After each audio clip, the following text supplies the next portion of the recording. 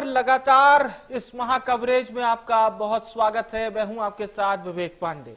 Bhopal Lok Sabha seat के लिए तीसरे चरण में वोटिंग हो चुकी है और अब आपको वोटिंग परसेंटेज भी बता देते हैं। बात भोपाल की करें तो 62.28% वोटिंग 5 बजे तक की हो चुकी है। दोपहर 3 बजे यह आंकड़ा 50.16% था। मध्य प्रदेश में सबसे ज्यादा मतदान 61.38% सीहोर विधानसभा में हुआ है और भोपाल की एक और विधानसभा सीट यानी मध्य विधानसभा क्षेत्र की बात करें तो वहां पर कम मतदान हुआ है जो कि 43% के आसपास है। बात करें मंत्री विश्वास सारंग की तो फर्जी वोटिंग की सूचना पर वो ऐशबाग पहुंचे और यहां एक महिला बिना आईडी के देखी गई जिस पर नाराजगी जाहिर की है। तो एमपी की 9 सीटों पर मतदान प्रतिशत सामने आ चुका है 62.28%, जिसमें बैतूल में तकरीबन 67, भिंड में 50% से ज्यादा, भोपाल में तकरीबन 59%, गुना शिवपुरी सीट पर 69%, तो ग्वालियर में तकरीबन 58%, मुरैना में 55% से ज्यादा, राजगढ़ में 72% से ज्यादा, सागर में 61% मतदान हो चुका है, विदिशा में 69% मतदान हुआ है।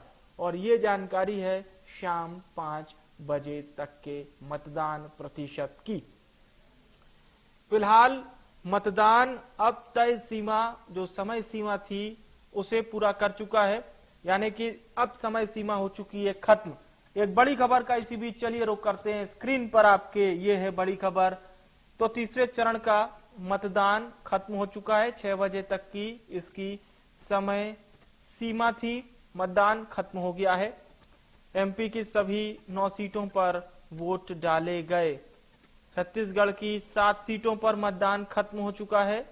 छत्तीसगढ़ की 7 सीटों पर यह वोटिंग खत्म हो गई है। देश भर में अब तक 60% से ज्यादा वोटिंग हुई है। देश भर की 93 लोकसभा क्षेत्रों में मतदान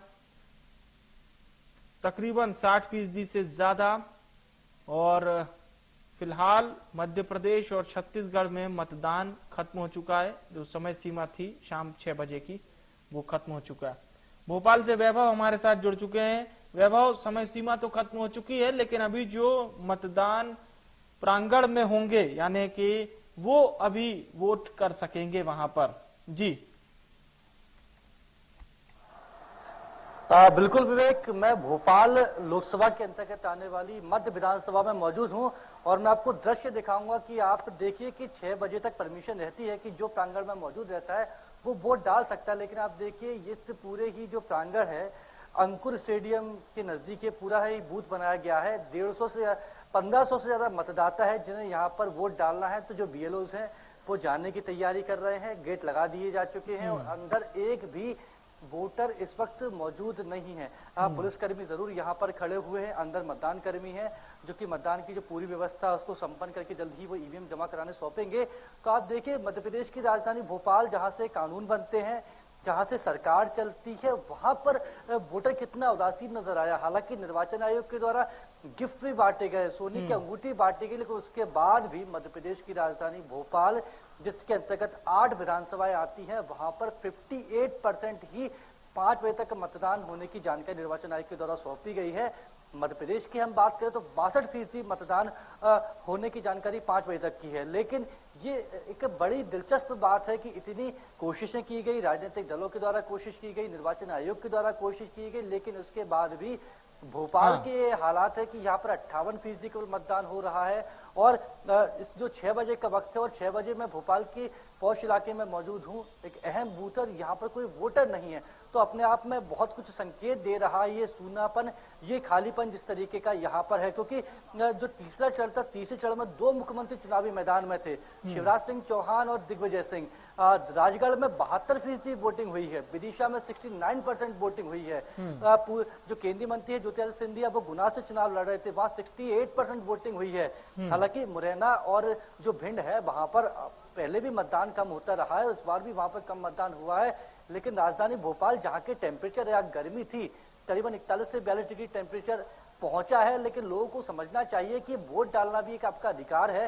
क्योंकि जो लोग सवाल खड़े करते हैं ना विवेक कि सरकार हमारे लिए ये काम नहीं कर रही, तो शायद वो सवाल को नहीं पूछे जिन्होंने वोट नहीं दिया है। हाँ, ये बात तो आपने बिल्कुल सही कही। नैतिक ड्यूटी अगर आपने पूरी नहीं की है तो फिर वो जो 5 साल की परेशानियां, अड़चने हैं और आपके जो सवाल की डिक्शनरी है, कहीं ना कहीं वो जरूर दूर रहनी चाहिए। आप वैभव हमारे साथ बने रहिएगा। एक बार फिर से हम आपका रुख करेंगे। मध्य प्रदेश की एक और हाई प्रोफाइल सीट आपको लिए चलते हैं, गुना शिवपुरी। पूरे देश की नजरें वहां क्या हो रहा है। चेतन हमारे संवाददाता ग्राउंड जीरो पर मौजूद है। चेतन, वोटिंग परसेंटेज फिलहाल अच्छा आया है शाम 5 बजे तक का, और अभी ये वोटिंग परसेंटेज और बढ़ेगा।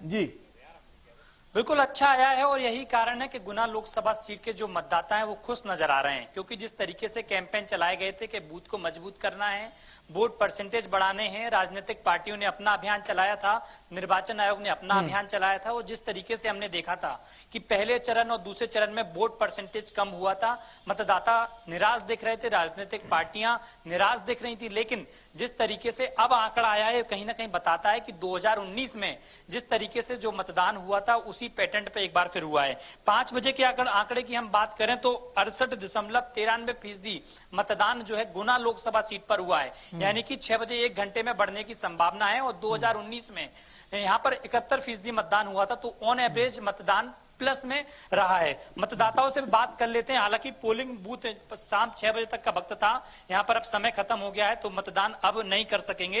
हालांकि जो मतदान जिन लोगों ने, मतदाताओं ने पहले वोट डाल चुके हैं, उनका मैंने रोक लिया था हालांकि बातचीत करने के लिए। भाई साहब, बड़ा मतदान अच्छा रहा इस बार लोकसभा सीट का? अच्छा रहा, ये तो खुशी की बात है और होना ही चाहिए। लगातार गर्मी भी पड़ रही थी, इतनी गर्मी के बावजूद भी मतदाता खड़े रहे, डटे रहे। गर्मी के बावजूद भी मतदाता खड़े रहे और वोटिंग परसेंट बढ़ा है। निश्चित रूप से महाराज साहब विजयी होंगे और रिकॉर्ड मतों से विजयी होंगे इस बार। दादा, क्या चल रहा है मन में इस बार? क्या था, क्या किस मुद्दे पर इस बार वोट किया है? जिस प्रकार वो वोट डाले हैं उसी प्रकार 1919 में हुआ था, उसी प्रकार आज हुआ है। उसी प्रकार आज हुआ है। भाई साहब, क्या था इस बार का मुद्दा? क्योंकि भ्रष्टाचार का एक बड़ा मुद्दा था गुना लोकसभा सीट पर, जहां पूरे देश में राष्ट्रवाद के मुद्दे काम कर रहे थे, लेकिन यहाँ जातिवाद और भ्रष्टाचार। नहीं, ये छोटी सोच के लोगों का ये काम है। देश विकास की ओर निरंतर जा रहा है, हर क्षेत्र में विकास हो रहा है। इस चीज को, विकास को लेकर अशूनर जिले के मतदाताओं ने बढ़ चढ़ कर इसमें हिस्सा लिया। विकास को लेकर हिस्सा लिया, क्यों भाई साहब, क्या कारण है? कितना विकास होगा क्षेत्र में? क्षेत्र में तो बहुत विकास हुआ है, उसकी कोई कल्पना नहीं कर सकता। और हमारी भारतीय जनता पार्टी की जो शासन की योजनाएं थी उसके अनुरूप बीजेपी की योजना, कांग्रेस तो ये भी कह रही थी योजना तो हमारी भी अच्छी थी, राहुल गांधी भी आए थे, वो भी कह रहे थे योजना हमें अच्छी थी, मेहनत की। मध्य प्रदेश में भी 2 बड़े चेहरे थे, राहुल गांधी और नरेंद्र मोदी, दोनों ही चेहरे ने मध्य प्रदेश भी आए थे, कवर किया। देखिए, हमारे यहाँ दोनों सरकारें थी, हितग्राही बड़े स्तर पर थे। उसका परिणाम हुआ कि लोकतंत्र को यहाँ की जनता ने मजबूत किया। उसका परिणाम है कि बड़े स्तर पर मतदान हुआ है। उसका लाभ सीधे विकसित भारत का जो संकल्प माननीय प्रधानमंत्री था, उसका लाभ हमको मिलने जा रहा है। विकसित भारत का लाभ मिला, लेकिन मतदाता असमंजस में था। जो नेता कांग्रेस में थे वो बीजेपी में आ गए, और जो बीजेपी में थे वो कांग्रेस में चले गए, और ऐसे में वोट प्रतिशत भी इधर उधर हुआ है। नहीं सर, आप गलत कह रहे हैं। बीजेपी के कार्यकर्ता तो अपने पक्ष को मजबूत लिए खड़े रहे महाराज साहब के साथ, और कांग्रेस के जरूर हमारी भावनाओं के अनुरूप काम करते हुए हमारे साथ आ गए, और जिससे हमारी और शक्ति बढ़ गई और हम काफी आगे बढ़ गए। और रहा सवाल जातिवाद का, तो महाराज साहब की जाति की तो उंगलियों पे गिनने वाले लोग हैं। इसके बाद भी करीब नहीं तो हम 4 से 5 लाख से जीत रहे हैं। 2019 में चर्चा चली थी कि क्षेत्रीय प्रत्याशी को अपनाएंगे, बाहरी को बाहर भगाएंगे, और यही कारण था कि ज्योतिरादित्य को आउट किया था। अब इन करने की क्या जरूरत? ऐसा कुछ नहीं है। समय समय की परिस्थितियां, हमारे देश के यशस्वी प्रधानमंत्री जी की नीतियों के आधार पर फैसला लिया गया है पार्टी ने, और हमारे नेता के हिसाब से राष्ट्र के मुद्दे हावी रहे इस बार की क्षेत्र के जो बड़े मुद्दे थे। देखिए, सबसे बड़ा मुद्दा है यहाँ श्री राम मंदिर का, जो पिछले 550 वर्ष से जो कोई पार्टी नहीं कर पाई, वो श्री नरेंद्र मोदी की सरकार में हो गया। बिल्कुल विवेक, एक बड़ा कारण है कि जिस तरीके से जो राष्ट्र के जो बड़े मुद्दे थे वो काम किए। और भी हैं यहाँ पर लोग आए। भाई साहब, क्या है मन में? मन में यही है कि वोट परसेंटेज अगर बड़ा है तो इस बार भी कांग्रेस सरकार आएगी, और निश्चित है राव यादव सिंह जी जीतेंगे।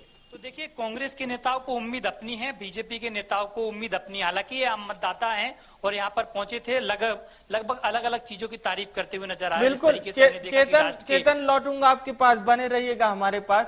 एक बार फिर से मैं आपके पास लौट रहा हूं। ग्वालियर से एक महत्वपूर्ण खबर आपको बता देते हैं। केंद्रीय मंत्री ज्योतिरादित्य सिंधिया ने वोट डाला, ग्वालियर में मतदान किया। एएमआई शिशु मंदिर मतदान केंद्र पर मतदान करने पहुंचे केंद्रीय मंत्री ज्योतिरादित्य सिंधिया, जो कि गुना शिवपुरी लोकसभा सीट से प्रत्याशी भी हैं, भारतीय जनता पार्टी के वरिष्ठ नेता हैं और एक बड़ा जनाधार उनका मौजूद है और मौजूदा वक्त में वो गुना शिवपुरी सीट से अपना भाग्य आजमा रहे हैं। मतदाताओं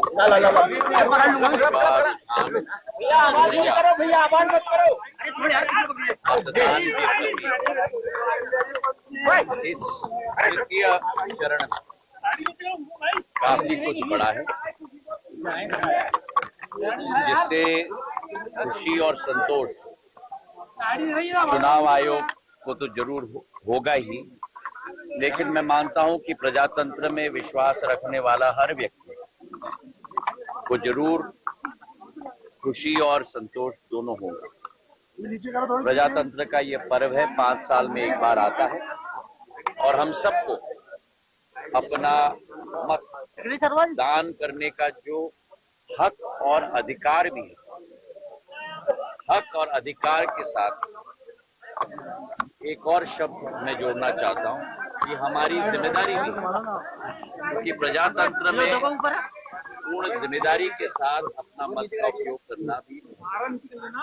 आज जो मतदान हुआ है, जैसे एक उदाहरण के तौर पे इसी पोलिंग पे करीब 60% का मतदान हो गया है, वो एक अच्छी बात है और एक शुभ संकेत प्रजातंत्र के लिए। और मुझे पूरा विश्वास है प्रधानमंत्री जी के नेतृत्व में हमारे मध्य प्रदेश की 9 सीट आज चुनाव में जा रहे हैं, 9 के 9 पर कमल का फूल मिलेगा और राष्ट्र में प्रधानमंत्री जी के नेतृत्व में तीसरी बार भारतीय जनता पार्टी की सरकार बनेगी।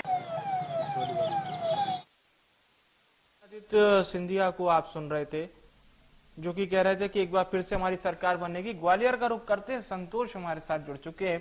संतोष, जाहिर सी बात है ज्योतिरादित्य सिंधिया इस बात का तो दावा करेंगे बीजेपी की सरकार बनेगी, लेकिन इस बार किस प्रकार से मतदान देखने को मिला, चुनाव किस प्रकार का हुआ ग्वालियर सीट पर? जिस तरह से आज सुबह 6 बजे से मतदान की जो प्रक्रिया मॉकपोल किया गया, उसके बाद मतदान जो केंद्र है वहां पे बड़ी संख्या में यहां पर लाइन देखी गई है। उसके बाद अभी शाम को 6 बजे तक मतदान केंद्रों पर भी कई बार लाइन देखी गई है। दोपहर में जरूर मतदान जो है वो थोड़ा स्लो हुआ था, दरअसल यहाँ गर्मी काफी पड़ रही थी। अगर बात की जाए तो इस समय में एएमआई शिशु मंदिर के मतदान केंद्र पर मौजूद हूँ। यहाँ आपसे कुछ देर पहले ही केंद्रीय मंत्री ज्योतिरादित्य सिंधिया जो गुना से लोकसभा प्रत्याशी है, उन्होंने अपने मत का प्रयोग किया है और उन्होंने जब मीडिया से बात हुई तो उन्होंने कहा कि उन्होंने खुशी जताते हुए कहा कि हम ग्वालियर अंचल के साथ साथ प्रदेश की 29 सीटें सभी जीतने वाले हैं, क्योंकि जो पिछले दो बार के जो चरण रहे हैं जिनमें मतदान हुआ है उसकी अपेक्षा तीसरे चरण में मतदान का प्रतिशत बढ़ा है। अगर बात की जाए तो ग्वालियर में मतदान का प्रतिशत का जो आंकड़े निकलकर सामने आए थे 5 बजे वो 57.86% था, यानी कि 6 बजे के बाद के जो आंकड़े सामने आएंगे वो 60 से कहीं ज्यादा होंगे। तो पिछली बार की अपेक्षा ये कहा जा सकता है, तो पिछला जो लोकसभा चुनाव था उससे 2% मतदान का प्रतिशत बढ़ा है, तो ये काफी भारतीय जनता पार्टी में खुशी की बात है। वहीं ज्योतिरादित्य सिंधिया ने यह भी कहा है कि जो निर्वाचन आयोग है उसको तो खुशी है ही क्योंकि मतदान का प्रतिशत बढ़ा, वहीं भारतीय जनता पार्टी और जो प्रजातंत्र में या लोकतंत्र में जो लोग विश्वास रखते हैं उनके लिए बड़ी खुशी और गर्व की बात है। वहीं केंद्रीय मंत्री ज्योतिरादित्य सिंधिया ने यह भी कहा है कि प्रदेश में ही नहीं देश में मोदी की लहर थी और तीसरी बार फिर से प्रधानमंत्री नरेंद्र मोदी एक बार केंद्र में सरकार बनाएंगे और प्रधानमंत्री बनेंगे। उससे पहले अगर सुबह बात की जाए तो विधानसभा के जो अध्यक्ष नरेंद्र सिंह तोमर उन्होंने ही कुछ ऐसा ही बयान दिया था। उन्होंने कहा कि मोदी लहर चल रही है और उन्होंने भी एक खासा संतोष जाहिर किया था, क्योंकि आमतौर पर ग्वालियर अंचल में अगर बात की जाए तो हमारा जो भिंड और मुरैना जो जिला है, इस जिले में कोई भी मतदान हो बिना लड़ाई झगड़े के संपन्न नहीं होता, लेकिन खुशी की बात है कि छुटपुट घटनाओं के बीच पूरी तरह से मतदान मतदान संपन्न हुआ है। कोई ऐसा बड़ा विवाद नहीं हुआ है, लेकिन छोटी मोटी घटना जरूर हुई है। लेकिन यहाँ पे मतदान ग्वालियर अंचल में बात की जाए तो पूरी तरह से शांतिप्रिय तरीके से संपन्न हुआ है। जी, और दोनों प्रत्याशी जो आमने सामने है, प्रवीण पाठक, भारत सिंह कुशवाहा, इनका जनता में किस प्रकार से एक पूरा उत्साह देखने को मिला एज ए प्रत्याशी के तौर पर अगर हम देखें तो? देखिए, एज ए प्रत्याशी के तौर पर देखा जाए तो दोनों ही विधानसभा चुनाव 23 में दोनों ही विधानसभा चुनाव लड़ चुके हैं। बीजेपी के जो भारतीय जनता पार्टी के प्रत्याशी हैं लोकसभा में, भारत सिंह कुशवाहा, वो विधानसभा का चुनाव लड़ चुके हैं, हार चुके हैं। वहीं प्रवीण पाठक की बात की जाए, वो भी 2023 में विधानसभा का चुनाव कांग्रेस पार्टी के प्रत्याशी के रूप में लड़ चुके हैं, लेकिन उनको भी हार मिली थी। तो लोकसभा चुनाव में दोनों ही दलों के जो पार्टी ने दोनों ही दल जो नेता हैं, विधायक का चुनाव हारे हुए लोगों पर अपने उम्मीदवारों पर विश्वास जताया तो जनता के बीच भेजा था। अगर बात की जाए तो शुरू से ये कहा जा रहा था ये कांटे की टक्कर है, लेकिन कांग्रेस के प्रत्याशी को यहाँ पे प्रचार का समय काफी कम मिला था। लेकिन वहीं भारतीय जनता पार्टी की बात की जाए तो भारतीय जनता पार्टी के प्रत्याशी को भरपूर समय मिला। उसके अलावा केंद्र से लेकर प्रदेश के जो बीजेपी के बड़े नेता है, जिसमें सीएम मोहन यादव है, अमित शाह है, ऐसे लोगों का ग्वालियर दौरा रहा है, ग्वालियर अंचल में दौरा रहा है, तो कहीं ना कहीं वो प्रभावित करते रहे। जबकि मुरैना में मोदी ने भी आके चुनावी सभा की है। वहीं कांग्रेस की बात की जाए तो कांग्रेस की तरफ से राहुल गांधी ने भिंड में सभा की थी, वहीं मुरैना में प्रियंका गांधी ने सभा की थी। अगर ग्वालियर में बात की जाए तो ग्वालियर में कोई ऐसा बड़ा नेता नहीं आया, लेकिन ग्वालियर की जो तहसील डबरा है वहां सचिन पायलट ने जरूर चुनावी सभा। बहुत अहम बात आपने बताई, बहुत बहुत शुक्रिया आपका तमाम जानकारी संतोष पहुंचाने के लिए दर्शकों तक। और एक बार फिर से गुना शिवपुरी सीट का क्या अपडेट है ये हम आपको बताते हैं। हितेंद्र हमारे साथ जुड़ चुके हैं, महत्वपूर्ण सीट है भारतीय जनता पार्टी की। जी हितेंद्र, इस बार वोटिंग परसेंटेज ऐसा लग रहा है कि पिछली बार के वोटिंग परसेंटेज से ज्यादा जा सकता है, और किन मुद्दों पर जनता ने वोट किया, क्या समझ में आया आपको?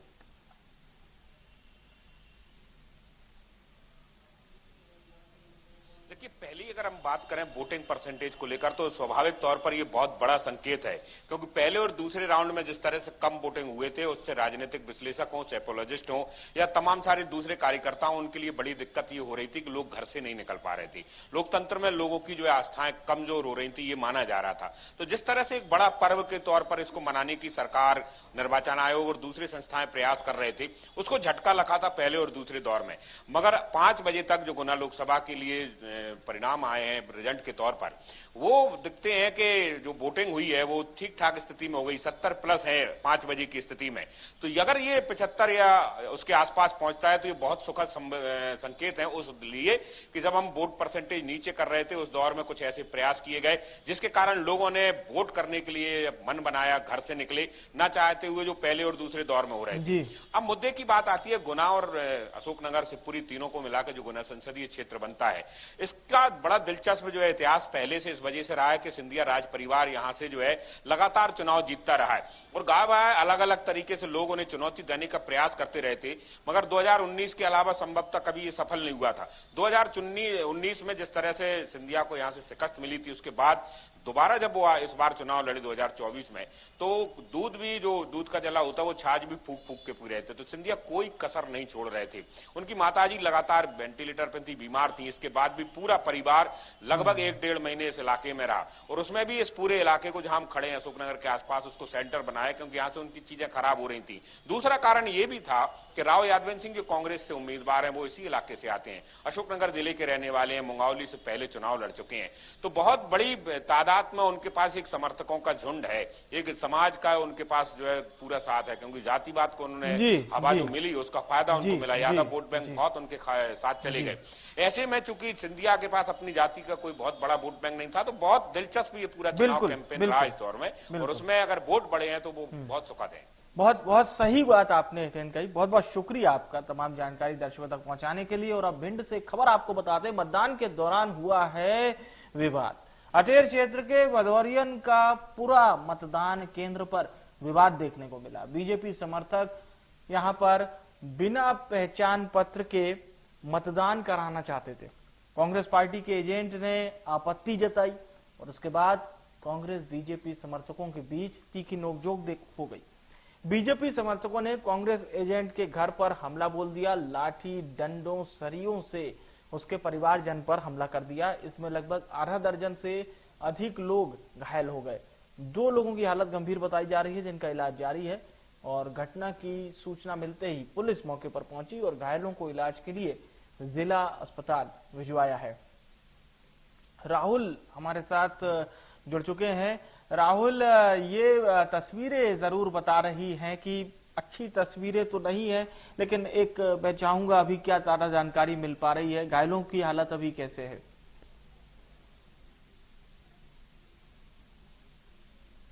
जी अनम्यूट कीजिएगा राहुल अपने आप को।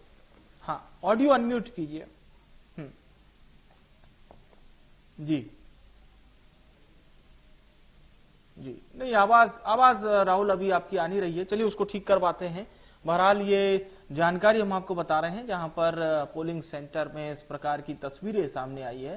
कांग्रेस और बीजेपी कार्यकर्ता आमने सामने हो गए और कांग्रेस एजेंट के घर पर बीजेपी समर्थकों ने हमला बोल दिया। लाठी डंडों सरियों से कांग्रेस एजेंट के परिवारजनों पर हमला कर दिया। आधा दर्जन से अधिक लोग घायल बताए जा रहे हैं इस पूरी घटना में, जबकि 2 लोगों की हालत गंभीर बनी हुई है, जिनका इलाज जारी है। तो आपको बता दें घटना की सूचना